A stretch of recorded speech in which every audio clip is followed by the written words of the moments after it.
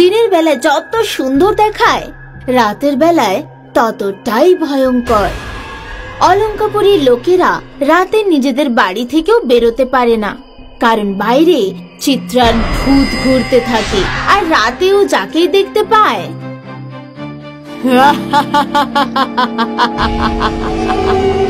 চিত্রা তাকে নিজের সাথে নিয়ে চলে যায় আর বট গাছে বেঁধে তাকে মেরে ফেলে।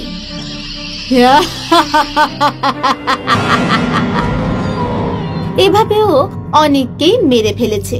এই জন্য গ্রামের লোকেরা সূর্য অস্ত যাওয়ার পরে বাড়ি থেকে বেরোনো বন্ধ করে দিয়েছে। এই ব্যাপার না জেনেই নকুল নিজের গ্রামে এসেছিল, নিজের বাপ ঠাকুরদার জমি বিক্রি করতে। কাকু প্রণাম নিও। আরে বাহ বাহ নকুল বাবা, এত বছর পর এলে। আসলে কাকু ওই জমি বিক্রি করতে এসেছিলাম, এখানে তো আর কেউ থাকে না, জমি রেখে করবোটা কি, ভাবছি জমি বিক্রি করে শহরে একটা বাড়ি কিনে নেব, এখন থেকে সব ওখানেই থাকবো। ঠিক আছে, তোমার যা ভালো মনে হয়। আচ্ছা তুমি কি রাতে গ্রামেই থাকবে? হ্যাঁ, তাহলে বাড়ির মধ্যেই থেকো, সূর্য অস্ত যাওয়ার পরে বাইরে বেরোনোর কথা মোটেই ভাববে না। এটাকে জ্ঞান নয়, সতর্ক বার্তা ভেবো। এ কথা বলে গ্রামের প্রধান কাকু ওখান থেকে চলে গেলেন, আর নকুল বুঝতে পারল না যে উনি এ কথাটা কেন বললেন। দুপুরের সময় নকুল নিজের বাড়ি গেল আর বিশ্রাম করতে লাগলো। কিছুক্ষণ পরে পাশের বাড়ির কাকিমা এলেন। এই নে বাবা, খাবার খেয়ে নে। এত তাড়াতাড়ি কাকিমা? এই তো মাত্র 6টা বাজে।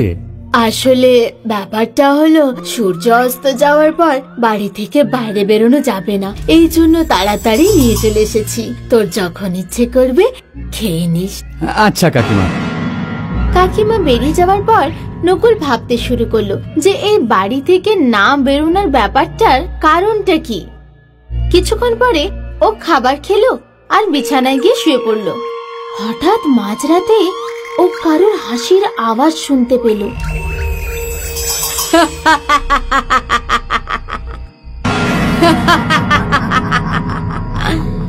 এত ভয়ঙ্কর হাসি শুনে নকুল ভয় পেয়ে গেল, কিন্তু ও তাও সাহস